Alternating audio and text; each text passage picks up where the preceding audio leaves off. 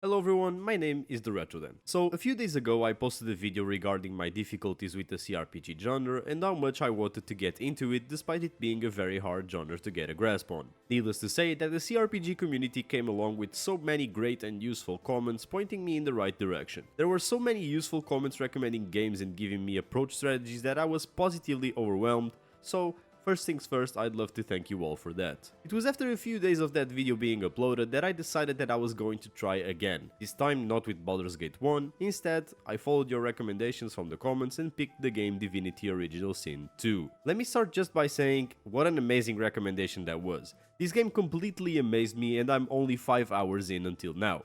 But I can already understand why people love this game so much. Before starting the game I did some research so I didn't go into the game and completely screwed myself over. The things I kept in mind from most part in the beginning were not being afraid of lowering the difficulty, creating a human or an elf character, having Fane in your party because he is important in some way I don't know yet, and getting a bedroll to heal my party whenever needed. Keeping those things in mind I started my journey, as everyone does, in the tutorial boat where you learn the basic mechanics of combat and interactions with NPCs. The combat was much more simpler than what I was expecting and it certainly was easier to understand than Baldur's Gate combat. When it comes to interacting with NPCs, I love how the game is so well voice acted and equally well written. The lines are very cohesive and make the game immensely more immersive than if it was just text. The boat section ends with one of our prisoner buddies ripping off her collar, which summons a huge kraken-like creature. You somehow manage to get out of the boat alive and appear stranded on your destination, Port Joy, which was the zone I was in for most of my playtime up until now. It was when I reached this destination that I realized that this game is actually really pretty as well. When it comes to CRPGs, I never heard anyone gushing about the graphics, but I was honestly pretty impressed with how everything looked.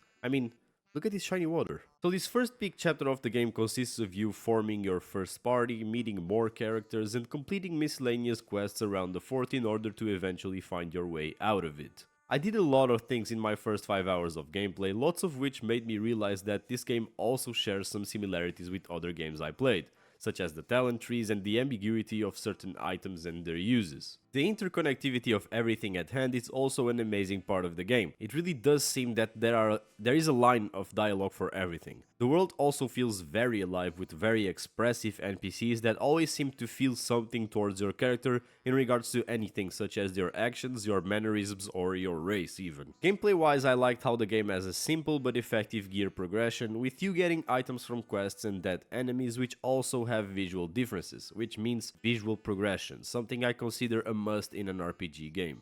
As for the party I am bringing along with me for the journey, I decided to have a variety of weapons and backstories / races, so my party right now consists of the Red Prince wielding a two-handed weapon, Fane wielding wands, Ifan with a bow, and me with a shield and a sword. I also love the fact that exploration is very much incentivized in this game. Your quest journal keeps you updated on what you need to do, but doesn't give you map markers or direct pointers as to where you need to go, leaving it up to you on how you want to approach them. I mean, at the end of my 5 hours, I left Fort Joy after trading a leg I got from a lady I saw getting completely obliterated earlier for a face remover, so that one of my party members, Fane, could craft a shape-shifting mask for himself. Given the amount of entries that were in my journal, I'm quite sure that this wasn't the only way to go outside Fort Joy, and I'm definitely going back inside to see what else I can do for the people there and of course for some extra EXP. There are no random encounters like there would be in a normal RPG, and although the combat moments were very few up until now, I didn't feel like I was dragging myself through the game. Since despite being very few, the combat moments were well placed enough to where I wasn't craving for them constantly. The fact that the game is turn-based also made me really appreciate it, since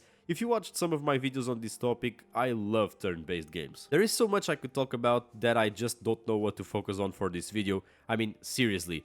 You would be baffled by the amount of things that this game has to offer in such little time. Some of the few things that stood out to me were the fact that I could talk to animals through a perk, which made me realize that a lava slug was actually a queen who was polymorphed like 1,000 years ago, and me finding an undead who was friends with a child who gave me a quest to go find his soul. Mind you, this undead only appears after I decided to randomly play a game of hide and seek with a random kid inside of a cave near Fort Joy. So to finish this video up, I want to thank you all who recommended Divinity Original Sin 2. This video is definitely for you.